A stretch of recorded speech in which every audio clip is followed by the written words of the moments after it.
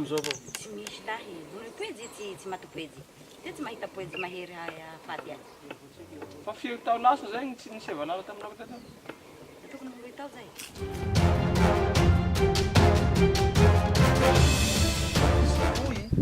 Dia miparitaka. Lafa mihamaromaro ny population mifamondy aloha.